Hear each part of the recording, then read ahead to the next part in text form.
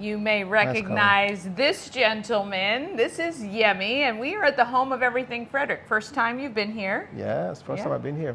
Yeah, we need to have some of your stuff here. And you're gonna have it, and it's really nice vibe. I love the colors, I love the lighting, I That love is the all location. Shannon. That is I all love Shannon. the mural in the back. Yeah, really fantastic. that's nice, her colorful. son and his friend. Actually more his friend.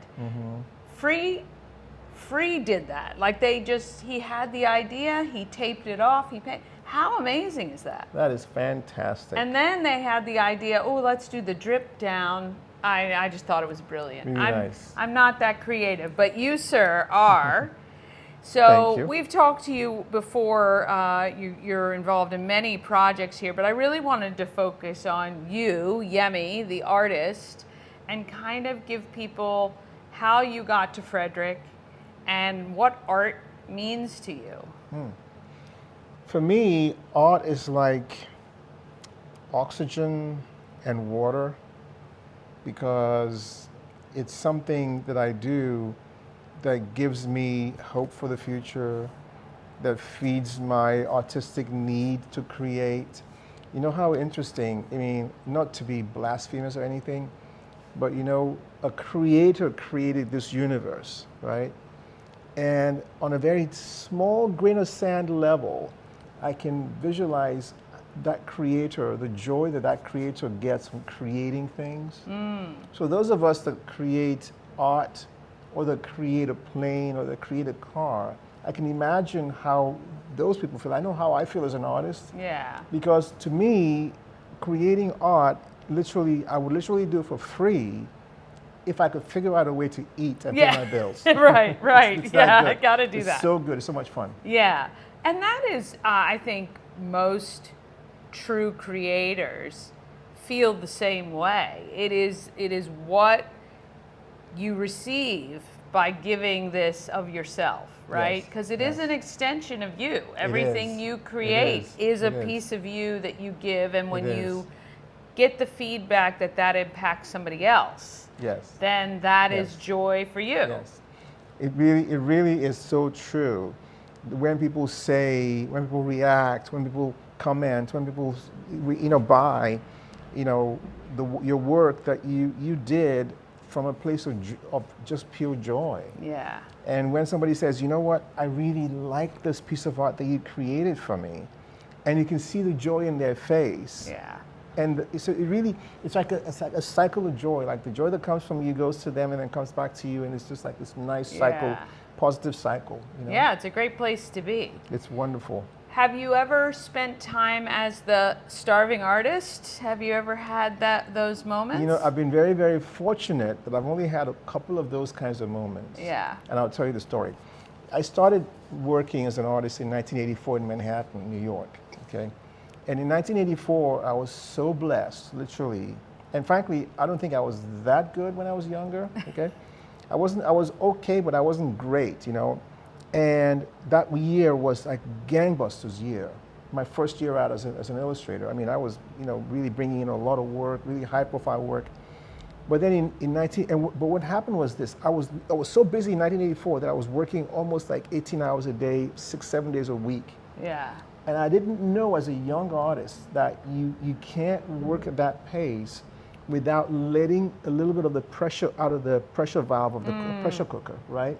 Because if you do that, if you keep working like that, you will burn out. And I didn't even knew what a burnout was. Yeah. But I learned it that year. So in 1985, I literally almost could not work. Yeah. Because I would start working and thinking, I can't do it. Yeah. And what happened was, even though I had work, I didn't feel like doing the work. And what happens if you're not working as an artist, if you're not producing work and delivering the work to the customer, you will not have cash coming in. Yeah. And if you don't have cash coming in, then you're not going to eat. Right. But in 1985, I was really fortunate to be living in this apartment building owned by this lady named Louisa. I forget her last name now. My landlady's name was Louisa. And Louisa lived on top of me. And I was paying at the time in Manhattan $350 a month for a one bedroom. What? Yes. That's probably going for like $3,500 a month. Easily. Maybe $6,000. Probably. Easily. So I paid $300, and I had so little money There were months I couldn't pay it. Yeah. And you know what I did? Now, it's a townhouse, right? And Louisa literally lives beneath, on the floor beneath me. I don't know if I said up top, beneath me. And I would lay in my bed, and you know when you shift in your bed and the bed goes, yeah. And if the bed made an noise, Louisa would come knocking on the door. Yemi, where's the rent? Because she knew you were there. Because I knew it was it. But so I would lay still until I knew that she wasn't home anymore. And that was how I kind of got by. But Louisa also did some interesting things for me. She literally would bring me food. Oh. And she was from Puerto Rico. She would bring me plantains and rice and pork and just bring it to me so spontaneous, without me asking. She would just bring it to me, and I would never forget that woman, what she did for me. Kindness. That's very nice. Yes. Very nice. Yes. So that year I stopped, but I learned, I said, you know what, I will never let this happen again. Yeah. And so the next year I started, when I would get jobs in, I would save a lot of money. That's how I was able to sustain myself. Yeah. And I've had a slow time in 1995, actually. Funny enough, 1995 was another slow year. Yeah. But 1995, I was prepared. I was actually prepared for that slowness, so I was able to write it out. You learned your lesson. Learned my lesson. Yeah. And what year did you come to Frederick? I came to Frederick in 1996. Okay. So the year after the slowdown, by 1996, I came to Frederick, and really, this is something for the artists out there, who are the young artists that are starting out, that you have to allow yourself to have options. Okay, you have to allow yourself to know that things ultimately are going to be okay. And number one, number two, have options. And the way to have options is to do many things in the genre of art.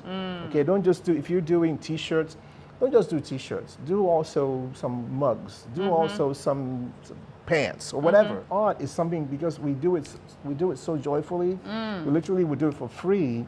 That sometimes we're not thinking of the money. We do have to think of the money, because if you don't think of the money, you're not going to eat. I started as an illustrator when I was, in 1984. I started as an illustrator, and just for point of reference, I did like over 200 or 300 postage stamps for different countries. I've done like New York subway posters. I've done magazine covers, Newsweek, Time Magazine, etc., New York Times.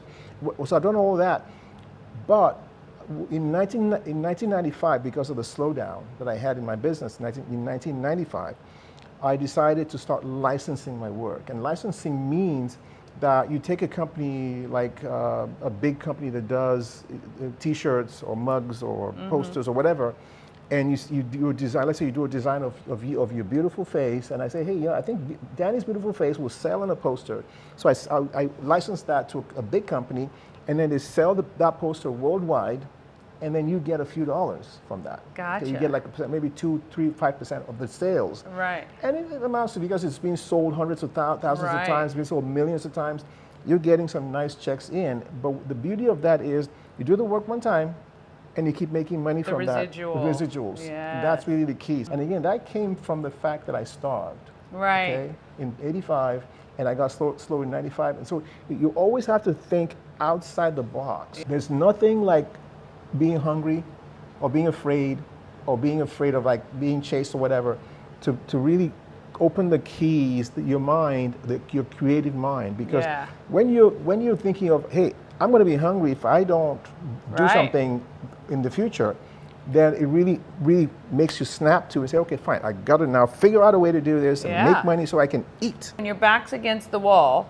there are times that is when you show yourself how well you can survive. Yes, and also sometimes, really, I believe most times, that the things that on the first blush appear to be a negative thing are really a way of the Creator saying, I will bless you in a different way. Yes. I'm going to take you from this situation, put you over here. I'm going to make you walk this path. Exactly, and that really helps you to be actually better, smarter, wiser, etc. Yeah. Well, that, I think, too, with age comes the faith that everything happens for a reason, right? And whether you can see the end result of that path or not at the time, when you have the faith that that's what's happening, then things do work out because you're open to it. Very true. Yes. And faith also, the faith that and frankly, having a failure here and a failure there, really, and then surmounting the failure, It's important. helps I you think. understand that, you know what, I am blessed and I believe I will be able to do this. And that really takes a lot of the worry out of it, so that you can focus the energy that you would normally focus on the worry, you can focus that energy on the creative solution. Yes, You know? 100%. Yep. 100%. Something that you create that when you do it, you go, this is the best. Asking that question is like asking me which one What's of your my favorite 10 chili? kids, right? Which is your favorite? Yeah, I know. But at the same time, But you do have an easiest child. That's what I always say. that's very true. My easiest child really is my gift line. Yeah. You know, my gift lines, because I do Boonesboro, Thurmont, Frederick, etc. And that really is because Yeah. I have, you know, teams of people here in Frederick that are able to actually do the design, and I train all of them like how to make the pieces, the ornaments and the wine glasses and the mugs and everything else, and then they make them. Yes. So you're so- not in the process. You Right. can create once. I can create And ones. kind of like and then it's- licensing your own stuff It's to your own company. Exactly like that. Yeah. Exactly like, and Yeah. the people that I work with, some of them like 10, 14 years. Yeah. And the thing is that I believe in treating people really well, and treating the people that I work with, my partners, really well, and so they never leave.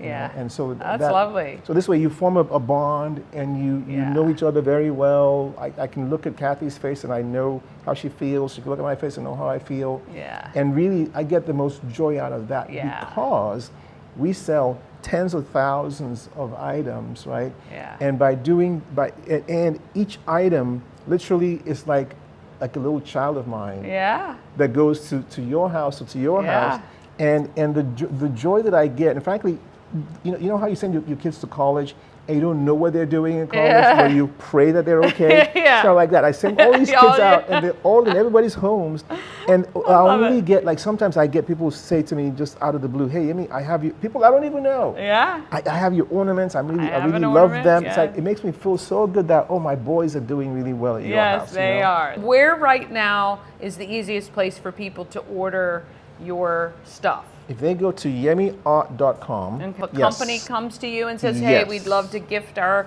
clients or our customers a Yep. Yemi." Yep. You will do something for them too. Well, I do customs for churches, for corporations, for Yeah. individuals. Fundraisers, Yes, and you've fundraisers. done? I've done a Yeah. lot of fundraisers. Yes, you have. Yes, and so that really, like I said, that to me is the most joyful thing that I do, Yeah. and the easiest thing that I do. Now, easy doesn't mean it's not like a lot of work. Yeah, it's you not. know? Yeah, it's not. But it's easier good, because yeah. I don't have to make 10,000 pieces. I can make one design. It will take me several weeks to make the design. Yeah. But then Kathy and her team Yeah. just take it from there. And they it's make all them. customized. That's what I Yes. love too. Is you Yes. get the feeling and you get what the people want, and then you're able to customize this beautiful Exactly. art. Exactly. Well, you need to own a piece of Yemi, one of his 10,000 kids, and go to yemiart.com. We'll make sure it's on the screen, and trust me, we're going to be seeing a lot of him over the next at least 12 to 18 months, because there's some big projects in the works that we'll be talking about. Yep. And we'll be revisiting, because we're going to need your help on some of them. So we appreciate you guys watching, and we'll see you next time. Thank you.